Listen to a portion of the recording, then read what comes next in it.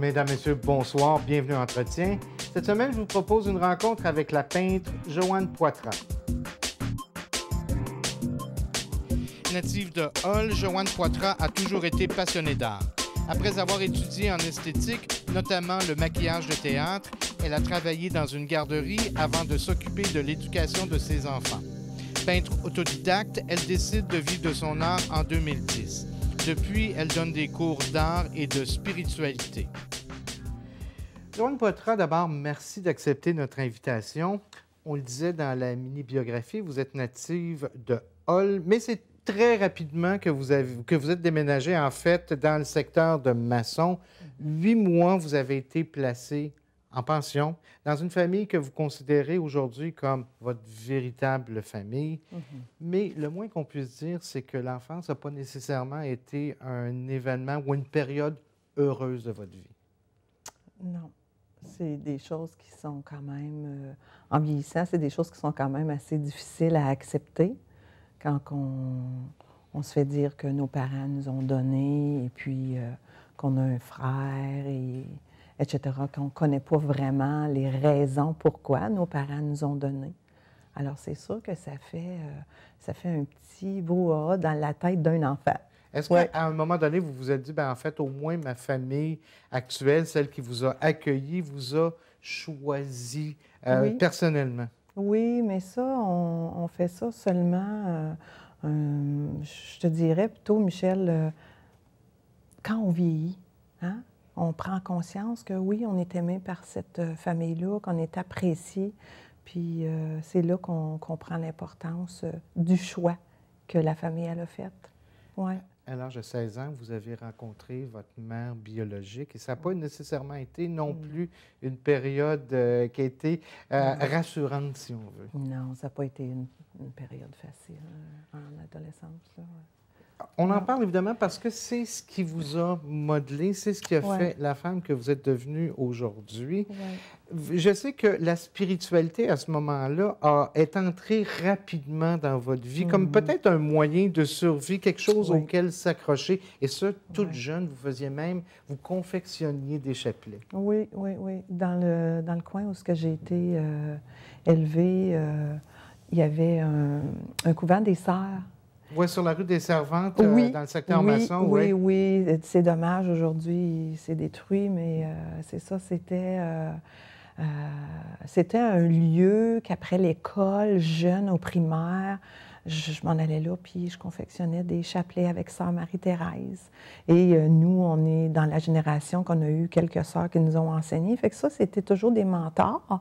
Et Jésus et tout ça a fait partie de moi, là, intensément.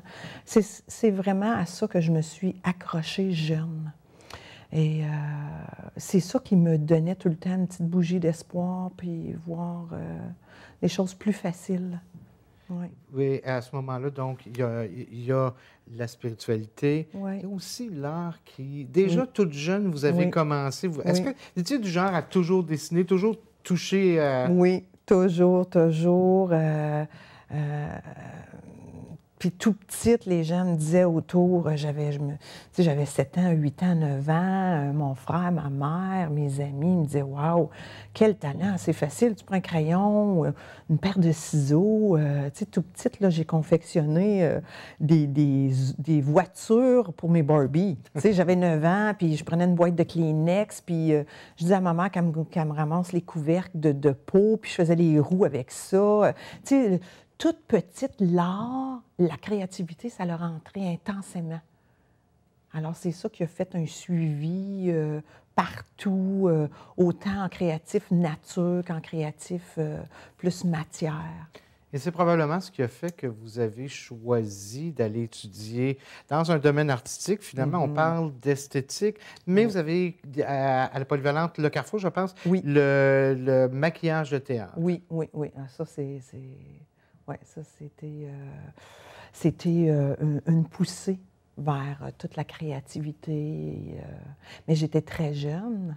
Alors, je trouve que le domaine des arts est plus difficile. Tu sais, on n'est pas comme dans la ville de Québec ici. Alors, tu sais, j'ai fait un moment avec ça, mais je suis rentrée dans d'autres choses pour peut-être plus explorer puis développer des côtés que j'avais pas. Parce que je suis vraiment artiste dans l'âme. Tu sais, fait qu'il y a des côtés que j'avais pas, alors j'ai exploré autre chose. Donc, Oui, en sortant de l'école, vous n'avez pas travaillé parce qu'on sait, et vous le disiez vous-même, on n'est pas ni à Québec ni à Montréal, donc le marché non. est tout petit en Oui, Outaouais, oui, mais vous vous êtes retrouvé dans une garderie, oui, la garderie des petits fripons ici oui, à Masson. oui, Pendant 6 ans, vous avez travaillé avec les oui, enfants. oui, oui. Contact avec les enfants, qu'est-ce Ah, que ça a représenté pour vous? ça, c'est le plus beau contact. C'est un contact merveilleux. Les enfants, premièrement, c'est tellement authentique, c'est tellement vrai. C'est une source d'inspiration en tout temps.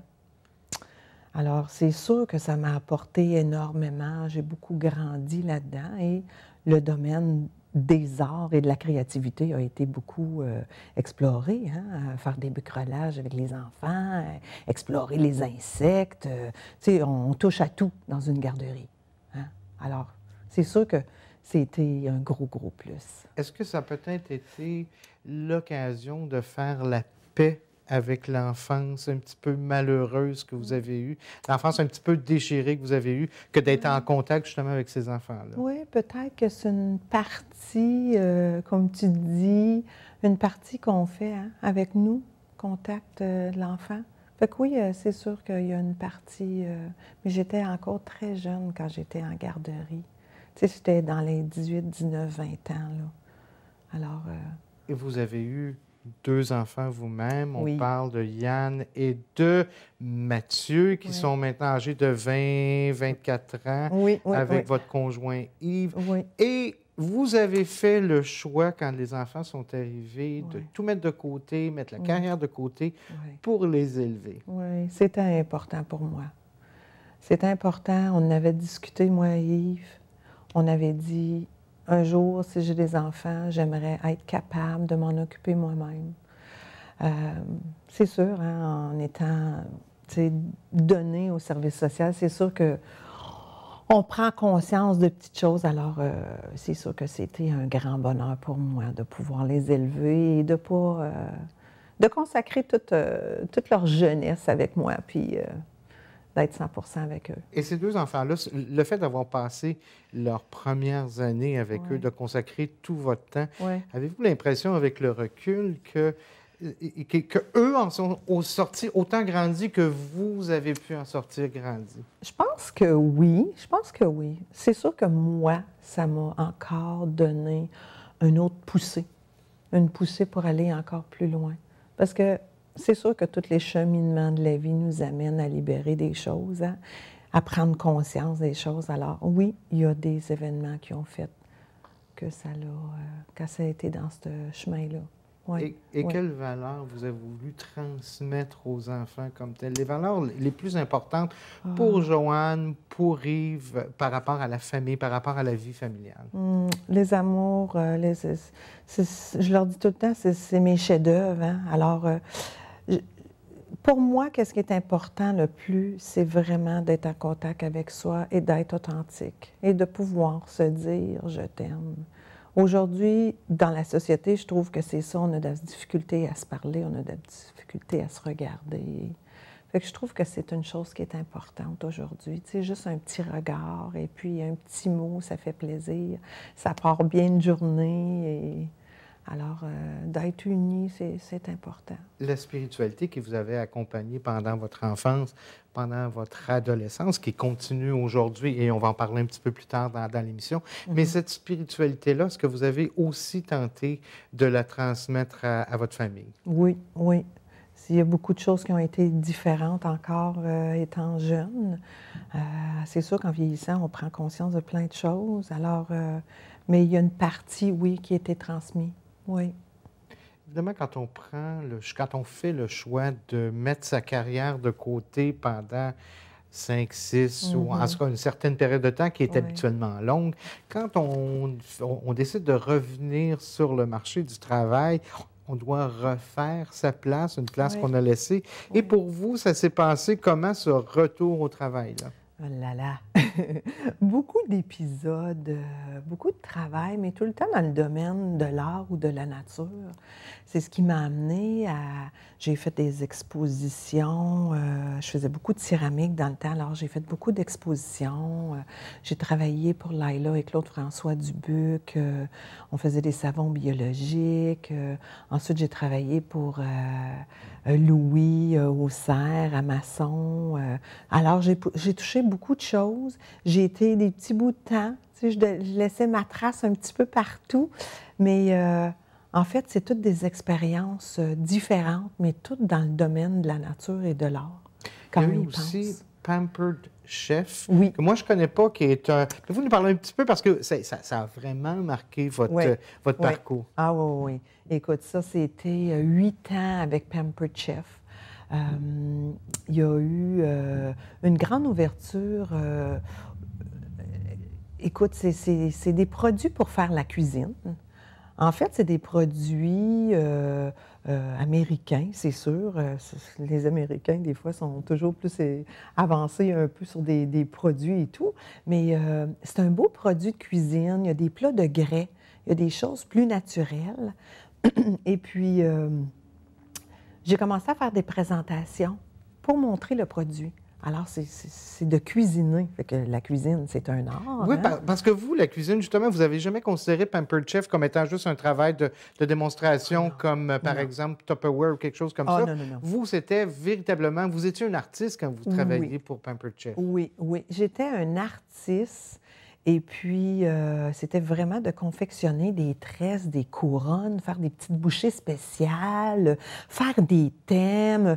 Toutes les idées étaient bonnes. Mais toutes les idées étaient bonnes pour amener un peu de joie, de différence et vraiment que ça soit une soirée plaisante ou un matin plaisant, parce que c'était le dimanche matin aussi. Si bien que vous vous êtes retrouvée rapidement comme la deuxième meilleure directrice au Canada.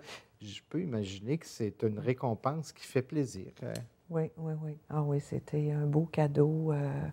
Quand on travaille fort, hein, quand on sème de la bonne graine, bien, on en récolte. Hein? À un moment donné, on récolte. Et c'est quelques années plus tard que vous avez fait le choix, en 2009-2010, je pense, de devenir ou de vivre exclusivement de votre art. Si vous permettez, on va prendre une pause et on va en reparler au retour. Je m'appelle Clémence. À ma naissance, il me manquait un pied, fait que j'ai une prothèse. C'est très utile. Quand je suis à l'école, il n'y a rien que moi qui est amputé. Au séminaire, il y a des amputés de guerre. Je vois beaucoup de personnes qui sont comme moi. Je retrouve un peu ma deuxième famille. Quand je reviens du séminaire, je suis énergique.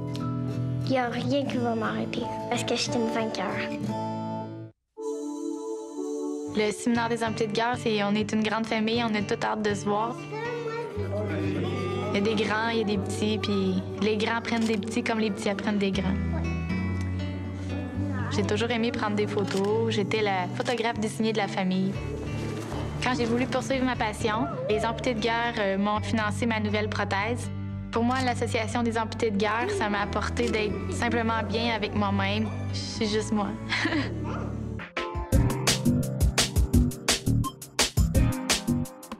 On est de retour à Entretien pour continuer notre discussion avec Joanne Poitras. Joanne, juste avant la pause, je disais qu'en 2009, vous avez choisi de vivre de votre art. Mais avant d'aller là, j'aimerais qu'on parle d'un épisode, un autre épisode assez éprouvant, j'ai presque envie de dire, dans votre vie. On parle d'un cancer. À l'âge de 30 ans, vous avez été diagnostiqué d'un cancer. Quand on voit le commercial, où on voit les gens là, qui s'effondrent littéralement dans leur chaise, tous ceux qui ont appris ce diagnostic-là me disent que c'est véritablement ça. Est-ce que c'est ce que vous avez vécu aussi? Oui, oui, oui. Écoute, c'est souvent le mot cancer égale mort. Hein? Alors aujourd'hui, je peux dire que quelqu'un qui traverse cet épisode-là, ça chamboule, ça pose des questions, ça remet beaucoup de choses en question. Et vos enfants étaient tout jeunes à ce moment-là quand vous avez... Donc, est-ce qu'on va chercher de la force dans cette volonté de vivre-là, de voir ces enfants-là? Ah oui, officiel, c'est ça. Oui, oui, oui. Ça te donne de la force, les enfants. Donc, 2009, on décide qu'on vit de son art. Vous êtes à ce moment-là, vous avez déjà fait des expositions de céramique, vous le disiez tantôt, et vous décidez de vous mettre à la peinture. Est-ce que vous aviez suivi une formation quelconque en peinture? Pas nécessairement une formation quelconque. C'est sûr, j'ai pris quelques petits cours ici et là, toujours pour essayer d'élaborer plus ou connaître des petits trucs, ces choses-là. Mais j'ai pas pris de tels cours. J'ai toujours été quand même autodidacte, tu sais, d'aller traverser puis toucher à des choses par soi-même et tout, là. Et vos inspirations, les gens qui vous ont inspiré, d'abord les autres peintres qui vous inspiraient au moment où vous avez commencé à peindre et les sujets qui vous ont inspiré. Écoute, c'est sûr que ça a toujours été dans le domaine spirituel. Moi, c'est ça qui m'a toujours inspiré, vraiment qui m'a toujours poussé, stimulé vers tout ça, là. C'est sûr que par chez nous, je te dirais que Diane Fontaine qui m'a beaucoup stimulée, qui m'a beaucoup poussée à aller élaborer plus vers ce côté-là. Qui disait, Joanne, tu as du talent, pourquoi pas plus y toucher et tout. Alors, c'est sûr qu'elle a fait partie. Il y a Claude-François Dubuc et Laila qui m'ont beaucoup stimulée. Tout ça m'a aidé à vraiment prendre conscience du talent et du potentiel que j'avais. Et c'est sûr, mes amis autour de moi, ma famille, qui me disaient, Joanne, pourquoi tu ne donnes pas des cours? Ça serait tellement merveilleux, tu es tellement bonne, etc. Alors, c'est ça qui m'a un petit peu stimulée à dire, bien, pourquoi pas? Je vais l'essayer. Puis c'est ça, c'est là que je suis rendue aujourd'hui. Et c'est quel médium vous a particulièrement interpellé? L'acrylique. L'acrylique, j'aime beaucoup travailler avec l'acrylique. Et toutes les médiums, les pâtes texturées, les choses qui brillent, les glacés, même les tissus. Tu sais, on va faire des toiles, on va transférer des tissus, des objets, toutes les petites choses de la nature, là, tout ce qui est naturel. Ça aussi, c'est bien plaisant de concocter un art avec ça, là. Vous l'avez mentionné il y a quelques minutes, vous avez donné des cours, les gens vous ont poussé à donner des cours. Oui. Mais les cours que vous donnez, c'est loin d'être seulement des cours de technique où on apprend à faire une belle courbe ou à faire une belle ligne droite. Il y a un cours, entre autres, qui s'intitule « Peinture intuitive », un cours qui s'intitule « Je suis un aimant », prendre son envol. Donc, on apprend plus que de la technique quand on participe à des formations de Joanne Poitras. Oui, chaque cours, c'est toujours pour amener à prendre contact avec notre être, la personne qu'on est. Souvent, aujourd'hui, on le sait, hein, Michel, la vie va vite, qu'on court partout. Les gens prennent des vacances. Pourquoi les gens ils prennent des vacances? Bien, c'est ça, pour se retrouver. Alors, moi, j'offre des cours pour se retrouver. On prend un petit 2 heures et demie par semaine et on se retrouve. Et on retrouve certains points de notre corps, certaines façons d'élaborer tout ça, parce que c'est sûr, prendre son envol, je suis un aimant, les cours de créativité, explorer à travers la créativité, ça aussi, c'est tout pour s'explorer, c'est tout pour apprendre à se connaître. Et quand on se connaît, bien, c'est bien plus facile hein, pour avancer puis choisir des choses pour nous qui vont nous faire du bien. Fait que c'est vraiment pour ça. Et se changer les idées. Donc, quelqu'un qui aurait, par exemple, comme moi, qui n'a absolument aucun talent, je vous parlais tantôt de faire une ligne courbe, une belle ligne courbe ou une belle ligne droite, je suis absolument, moi, personnellement incapable. Quelqu'un qui n'aurait pas ce talent-là naturel comme vous l'avez pour le dessin, est-ce qu'on peut quand même trouver son compte dans un cours de peinture de Joanne Poitras? Bien sûr, et même plus. Plus parce que tu vas être curieux. Ta curiosité va te pousser à vouloir explorer et toucher plus. Un artiste qui déjà connaît la matière et tout, tu sais, ça devient une habitude, ça devient... Alors, quelqu'un qui n'a pas de talent, bien oui, elle rentre chez nous, puis elle sort de chez nous, puis elle a presque des ailes dans le dos, tu sais, elle se met à voler parce qu'elle touche à quelque chose qu'elle n'a pas touché. Et aujourd'hui, les gens, ils se mettent des barèmes, hein? J'ai peur, je ne serai pas capable, je ne sais pas dessiner, mais c'est pas ça du tout. C'est pas ça du tout, du tout. Et tous ceux qui ont pris les cours, ils vont te le dire, tu n'as pas besoin de dessiner pour prendre les cours. Tu n'as pas besoin d'avoir suivi des cours, c'est quoi les couleurs primaires. Ou... Non, ça n'a pas rapport. C'est pas du tout ça. Ça n'a aucun rapport. C'est vraiment d'explorer la créativité et je suis comme un guide. Je suis un guide vers ça. Et vous avez aussi, il y a quelques années, choisi ou décidé de donner des conférences toujours avec sensiblement les mêmes thèmes. Oui, oui. C'est important parce que c'est ça qui amène les gens à être mieux. Aujourd'hui, on est rentré dans une nouvelle ère et cette ère-là va nous pousser à créer, mettre plus de créativité dans notre vie, à être plus vers qu'est-ce qu'on a besoin.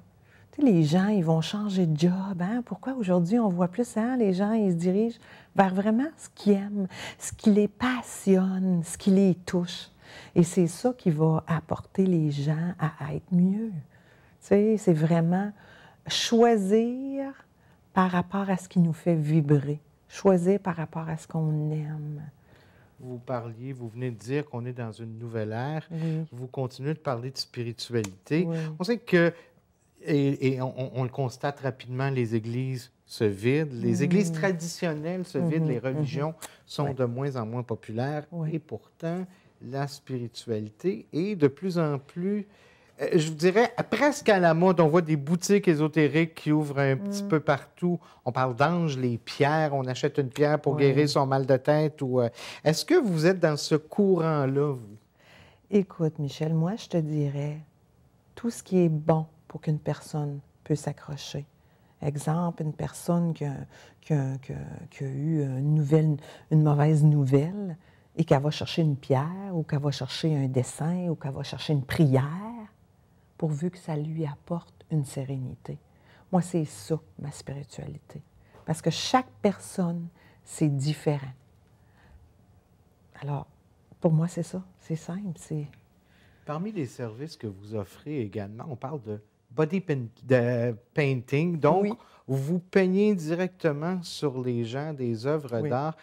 Comment l'idée de ce service-là vous est apparue? Peindre partout. Peindre partout, Michel. Je fais des dessins sur les clôtures à la maison. J'ai une clôture, j'ai fait des dessins là. Peindre partout. Plein d'idées tout le temps. Tout me passionne. Tout ce qui est art, tout ce qui est créé. Tu sais, créer de la nouveauté, prendre ça, créer avec, prendre un outil qu'on n'utilise plus, mais on va l'utiliser pour faire une forme dans la peinture ou autre chose. C'est sûr que le body painting, tu sais, c'est un art aussi. Alors, c'est sûr, c'est des pinceaux, c'est de créer. Ça, j'ai pas pris de cours non plus. C'était spontané. C'est tellement le fun d'avoir son style, tu sais, de créer par les énergies, par qu'est-ce qui te stimule, qu'est-ce qui t'inspire. Fait que c'est vraiment ça. C'est toujours dans cette... Mais il reste que c'est quand même une œuvre d'art qui est éphémère, qui va s'effacer au fil du temps. Vous faites aussi des moulages sur le buste, le ventre des femmes enceintes. Oui, oui. Quel beau cadeau, hein? Quel beau cadeau pour l'enfant qui va grandir. La femme enceinte, elle peut se faire un body painting, se faire photographier, faire des bels albums avec ça, ou tout simplement, comme tu dis, le moulage. Alors, le moulage, on fait un beau dessin dessus, on marque le nom de l'enfant. Fait que ça reste, tu sais, c'est immortel. Fait que c'est des beaux souvenirs. Vous avez, au moment de votre adolescence, choisi de prendre des cours en esthétique, maquillage de théâtre. Oui. Plusieurs années plus tard, ça vous sert encore parce que vous participez à plusieurs fêtes d'enfants où vous faites les maquillages. Oui, oui, oui. C'est vrai que tout ce qu'on a dans le passé nous sert aujourd'hui. Je te dirais que oui, tous les cours, toutes les expériences, tous les bagages que je suis allée chercher, que ce soit avec Claude François au jardin, avec Fleur de Guy, etc. Tout a été des belles expériences, des beaux outils. Fait que non, ça a toujours un plus. Oui. partir du moment où vous avez fait le choix de vivre de votre art, il y a maintenant 4 ans ou presque maintenant, et aujourd'hui, d'abord, est-ce que financièrement, en fait, est-ce qu'on réussit à vivre bien et à être heureux du choix que vous avez fait? Aujourd'hui, je te dirais que oui. Aujourd'hui, je me sens de plus en plus à ma place. Les conférences que je donne, c'est spontané, c'est authentique, c'est dans le moment présent. Il n'y a pas d'écriture qui se fait. Il n'y a presque pas de préparation avant parce que j'en ai pas besoin. C'est les cours, c'est la même chose. Quand on est à notre place, c'est facile, puis tout coule, mais c'est comme ça que je me sens aussi. Je me sens choyée d'avoir trouvé vraiment ma passion. Et oui, on vient à bout, on travaille fort un peu pour se faire connaître et tout, mais c'est une chose qui est possible. Et comment on fait, par exemple, dans votre cas, pour faire connaître votre travail, pour faire connaître vos tableaux? J'imagine que le bouche-à-oreille doit fonctionner beaucoup pour... Oui, le bouche à oreille. Comme tu me disais tantôt, quand je vais dans les fêtes, j'en parle aussi. Je fais des expositions. Et puis, il y a toujours possibilité de faire des petits coins-coins à nos amis, faire des petites soirées de filles, puis on donne il y a toujours l'idée de passer au suivant. Hein. Moi, j'admire beaucoup Chantal Lacroix, c'est une de mes idoles. Céline Dion, c'est une de mes idoles. Tu sais, ils m'ont tous apporté quelque chose, puis ils m'inspirent beaucoup. Puis c'est dans ce mouvement-là que je veux propager tout ça. Fait que c'est passer au suivant, puis je demande ça souvent. C'est ma petite phrase aux gens, passe au suivant. Tu sais, ça a été bien pour toi, ça t'a apporté beaucoup, alors passe-les au suivant. Joanne Poitras, avec un départ un petit peu sur des chapeaux de roue, un départ dans la vie sur des chapeaux de roue où on est malheureux. Quand, avec le cheminement que vous avez fait aujourd'hui à l'âge adulte, à l'âge où vous êtes rendu, comment vous entrevoyez là, les années qui restent à vivre? Créer, juste créer, créer le plus beau. Pourquoi pas aller chercher le plus beau aujourd'hui? C'est aujourd'hui, à 48 ans, que je peux dire ça, qu'aujourd'hui, je choisis tout ce qui est plus beau. La vie est tellement belle. On va vous souhaiter de garder toujours cette sérénité-là. Merci infiniment d'être venu nous rencontrer. Bonne continuité. Bien, merci à toi, Michel. Merci beaucoup. Merci. Alors, c'est ce qui complète notre émission pour aujourd'hui. Mon nom est Michel Pilote. Je vous donne rendez-vous la semaine prochaine pour une nouvelle édition de l'émission Entretien. D'ici là, bonne fin de soirée sur nos ondes.